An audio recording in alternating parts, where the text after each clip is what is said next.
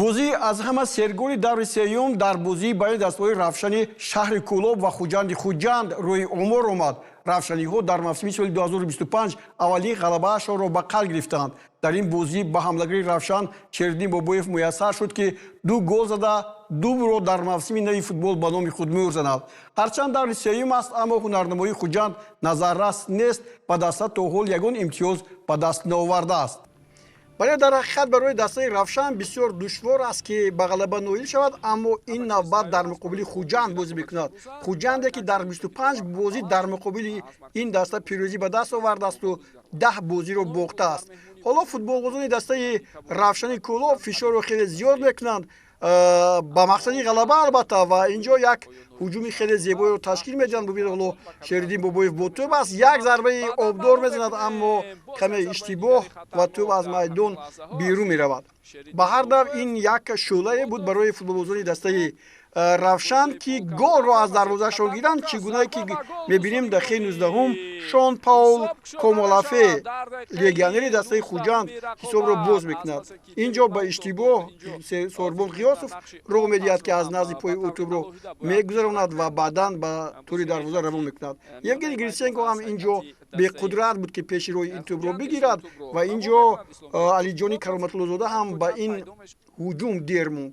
ҳоло бубинед футболбозони дастаи Равшан фишорро зиёд мекунанд. Дадабоев дар ҷӯяш аст ва дар ҳамин ҳолат фишор он қадар зиёд шуд, ки бозигарони дастаи Равшан дар нимаи майдони Хуҷанд тӯбро гирифтанд ва ба Шериддин Бобоев мепартоянд. ҳисоб баробар мешавад. Дақиқаи 44-ум аст. Як бори дигар бубинед чӣ гуна тӯб рабуда мешавад. Шериддин ҳам оромона ин табрики дӯстонашро қабул кардааст. хуб ором аст, мегӯяд ҳамаш мешавад, барое ки ҳисоб ҳоло 1-1 аст. ва бинед ин гузариши ниҳоят хуб ҳам буд, ки бо гол ҷамъбаст шуд. ҳоло як бори дигар инҷо ҳам партоби Азизбек Ҳаитов шурӯъ карда буд. қисми дуюм ҳам шурӯъ шуд. боз як ҳуҷуми дигари футболбозони дастаи Равшан. ин навбат бахтовари Хуршед аст ва инҷо дар майдони назди дарвоза футболбозони дастаи Хуҷанд қоидаро вайрон мекунанд. ҳоло довари бозӣ инҷо Гулмуроди Саъдулло аст. хуб ба ин вазъият баҳои худро хоҳад дод ва мо шумо шоҳиди он мешавем, ки зарбаи пеналти таъин мешавад ва инҷо Азизбек Ҳаитов бо як хунсарди оромона ин тӯбро ба самар мерасонад. Як бори дигар ҳоло инҷо мо ин ҳолатро дидем. дақиқаи 50-ум аст ва баъди ин футболбозони дастаи Равшан боз як голи дигар доданд. ин Аянвале Олаулава дар дақиқаи 54-ум голи сеюмро ҳам таслими тури дарвозаи дастаи Хуҷанд кард ва бисёр ҳам олӣ буд. бубинед инҷо гузаришаш ба дараҷаи олӣ буд. капитани дастаи Хуҷанд инҷо Давронҷон Эргашев ба ин тӯб нарасид. ҳисоби 3-1 ва боз як ҳуҷуми дигари Равшан аст. боз як гузариш аст. боз Ҳайдбек ва зарба мезанад. инҷо хато зарба мезанад мас Шериддин Бобоев ва тӯб қариб буд, ки вориди тури дарвоза гардад. аммо ин тавр нашуд. ҳуҷуми дигари футболбозони дастаи Равшан боз як вазъияти олӣ барои голзанӣ ва Шериддин Бобоев дубли худро ба самар мерасонад. ҳисоб 4-1 ба нафъи дастаи Равшани Кӯлоб. акун Равшан наздик буд, ки ба пирӯзӣ ноил шавад, чунки дидед вақт чӣ қадар рафта буд. аз ин пеш Равшан аз Эсхата 1-0 мағлуб шуд ва як бозиашро боиси Равшан 1-1 ҷамъбаст карда буд.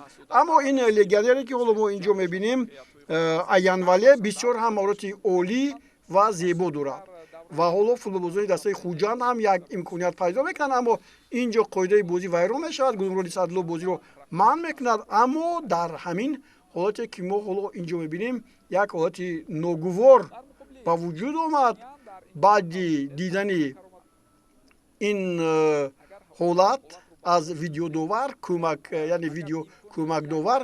ва инҷо як ҳолатеро онҳо бозбинӣ мекунанд бо Давронҷон Эргашев, ки дар инҷо бо дасташ ишораи нохубе кард ва дар натиҷа ҳоло Гулмуроди Саъдулло инҷо қазовати худро дар бораи ин амал мебарорад ва дар натиҷа бо корти сурх Давронҷон Эргашевро аз майдон меронад. албатта бешубҳа мо Давронҷон Эргашевро хуб медонем. дар бисёр ҳолатҳо ҳамин гуна амалаш дар ёди мо боқӣ мондааст. Инҷо албатта пеш аз ҳама адаб роли асосиро мебозад. хуб, футболбозони дастаи Хуҷанд ин гуна зарбаи олӣ мезананд, вале дар дарвоза Евгений Гриценко ва ин тӯбро бармегаронад. ҳисоби ин бозӣ дигар тағйир наёфт ва футболбозони дастаи Равшан аввалин пирӯзиашро дар мавсими 34-уми чемпионати мамлакат ба даст оварданд. Тяжелый матч, очень трудный. Начали опять с пропущенного гола, причем не обязательный гол. Опять ошибка центральных защитников. Непонятно, как можно было просто вынести мяч в сторону и не пропустили бы этот злополучный гол.